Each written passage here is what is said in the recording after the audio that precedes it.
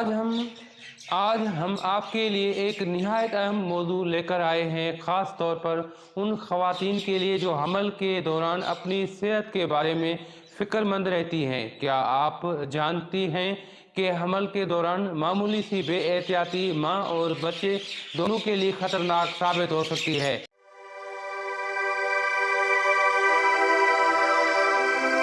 इस वीडियो को आखिर तक देखें, क्योंकि हम आपके साथ वो आज़मूदा घरेलू तदाबीर और टोटके शेयर करेंगे जिनसे न सिर्फ आप सेहतमंद रह सकती हैं, बल्कि हमल के दौरान होने वाली तकलीफ से भी निजात पा सकती हैं। हमल के दौरान माँ की ग़िज़ा बच्चे की नशो नुमा का सबसे अहम ज़रिया होते हैं। आप सोच रही होंगी, क्या खाएं क्या न खाएं? जवाब सादा सा है, लेकिन असर हैरान कुन है। अपनी ग़िज़ा में ताज़ा सब्जियों, फलों और दूध को शामिल करें, लेकिन यहाँ एक ख़ास बात है जो ज़्यादातर लोग नज़रअंदाज कर देते हैं। अपनी ग़िज़ा में खुश्क मेवाजात का इस्तेमाल ज़रूर करें, लेकिन मुनासिब मिक़दार में, ख़ास तौर पर बादाम और अखरोट, क्योंकि इनमें वो ग़िज़ाइयत मौजूद होती है जो दिमागी और जिस्मानी ताकत को बढ़ाती है। अब आते हैं उन घरेलू टोटकों की तरफ जो हमल के दौरान होने वाली तकलीफ को कम करने में मददगार साबित होते हैं। हमल के इब्तदाई दिनों में मतली और कै एक आम मसला है।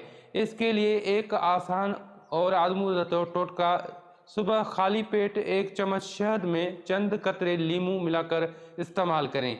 ये न सिर्फ मतली को कम करेगा, बल्कि आपको तवानाई भी देगा। पेट के नीचे या कमर में दर्द, ये हमल के दौरान बहुत सी ख़वातीन को हो जाता है। इसके लिए गर्म पानी की थैली से हल्की मालिश करें, लेकिन ज़्यादा न करें, क्योंकि हद से ज़्यादा गर्मी नुकसानदह हो सकती है। साथ ही जैतून के तेल से हल्की मालिश भी फ़ायदेमंद हो सकती है।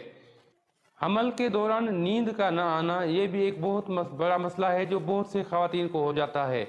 ये भी एक आम मसला है।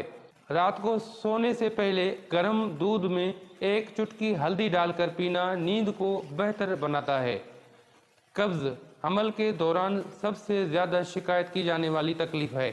इसके लिए एक आज़मूदा हल: एक बड़ा सा चावल खाने वाला चम्मच इसबगोल का छिलका पानी या दूध नीम गर्म में डालकर रात को सोते वक्त पी लें। ये हाजमे को बेहतर बनाता है और कब्ज़ से निजात देता है। आप जो भी घरेलू टोटके इस्तेमाल करें, सबसे पहले अपनी मालिश से मशवरा ज़रूर करें।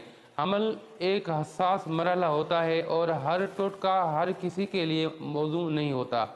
वीडियो के आखिर में हम आपको एक ख़ास मशवरा देना चाहते हैं: अपने जहन को पुरसुकून रखें। ज़हनी सुकून आपकी जिस्मानी सेहत पर बराह रास्त असर डाल सकता है। हल्की फुल्की वर्जिश करें, जैसा वॉक करना, और अपनी सांस की मशकें करें। लंबे लंबे सांस लें। ये न सिर्फ आपको पुरसुकून रखेगा, बल्कि बच्चे की नशो नुमा के लिए भी इंतहाई मुफीद है। हमें दुआओं में याद रखें। अल्लाह हाफिज़।